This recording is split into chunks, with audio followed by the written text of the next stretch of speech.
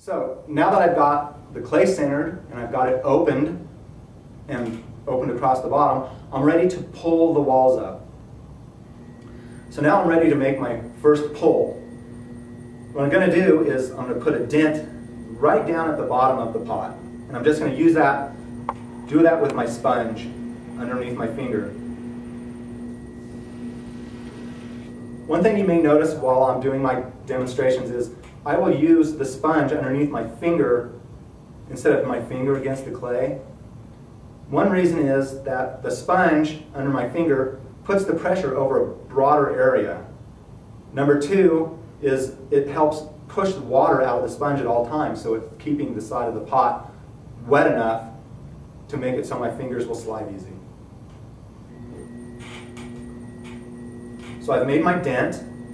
Now what I'm going to do is, with my left hand, I'm making basically like a crab claw. And that crab claw is going to come down, and the fingers are going to go on the inside of the pot and the thumb on the outside of the pot facing towards me. Underneath my thumb, I'm either going to hook my right index finger underneath so it works like this, or I'll come under with my fingers. And the way you do it is up to you. It's whatever is most comfortable. And I switch back and forth from using just my fingers or using this, it's called the knuckling up method, where I use the knuckle right here. So you can see I'm pinching down with the claw. I got my knuckle underneath in that dent. And I'm putting pressure, and I'm pushing inward and raising upward.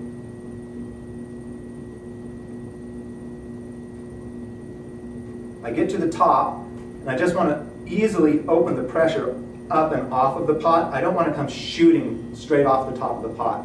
If I just come off the top, I'll end up ruining the rim.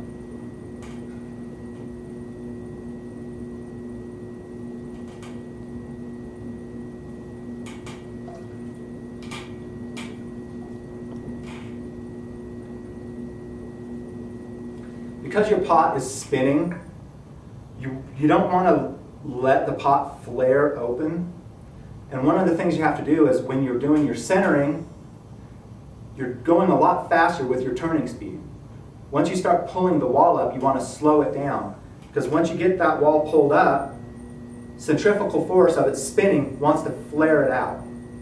Another thing is, it's very natural that when you're first learning how and you're pulling your wall up, that you lean back at the same time you're pulling. And you end up flaring that pot way out instead of keeping it in an upright cylinder. So I've made my first pull. Now I'm going to do the process all over again. I'm going to put a dent down here at the bottom.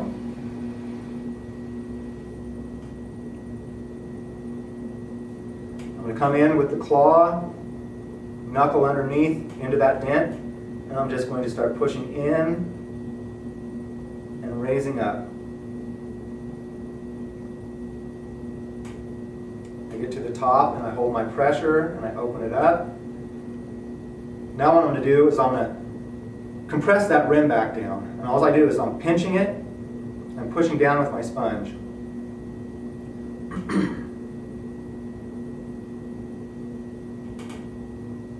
You don't want to let your rim get too thin. And it's very easy to do that because at the bottom of the pot, there's a lot more clay. And as you work your way to the top, you put too much pressure on it, and you end up pushing the top half of your pot with a very thin wall. So by compressing the rim back down, you thicken it back up and give it more strength. I'm going to make one more pull,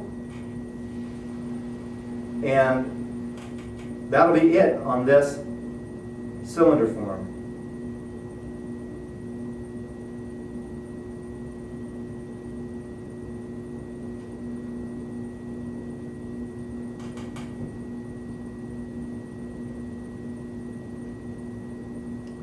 Now I've got my cylinder form thrown. This is the base of everything you're going to be working with on the potter's wheel, is your throwing cylinders. Some of your cylinders are going to be a lot wider and shorter. Some of your cylinders will be really tall and thin, very narrow in shape. And that's the basis for everything we do on the potter's wheel. Now that I have my cylinder thrown and the walls pulled up, I need to remove it from the wheel head. So what I'm going to do is I'm going to use my wooden knife tool, and I'm going to trim right across the bottom, and I'm going to remove a little bit of the extra weight at the bottom, and I'm also going to give it an undercut so my wire will easily slide underneath.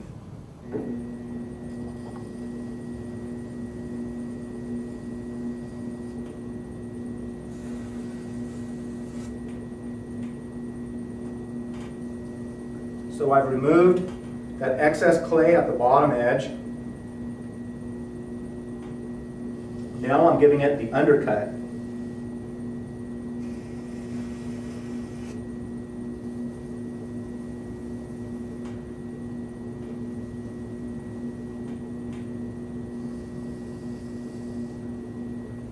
The undercut is just a little V-shaped notch against the back and in the bottom of the pot. And that helps keep the wire pushed downward against the back. Now I'm going to take my wire and I'm going to cut it off. I'm just pulling right across. Now that I've wired it, I want to remove it from the wheel head. I just use my fingers. I can get right under here, give it a little twist, pick it up, and set it off to the side. What I'm going to do now is I'm going to cut this pot in half. And this is something I have all of my beginning students do. And that's so you can actually see what it is you've done in the throwing process. As you can see, I've got a flat bottom and relatively even walls going to the top. Now it's natural right in here that it rounds out. That is because my finger's round. The same was on the outside. That's why I cut that extra weight off the side with a wooden tool. Because our fingers are rounded out, the sponge is rounded out, so we get rid of that. This is what you're after when you're learning how to do your centering and you're throwing your very first cylinder forms.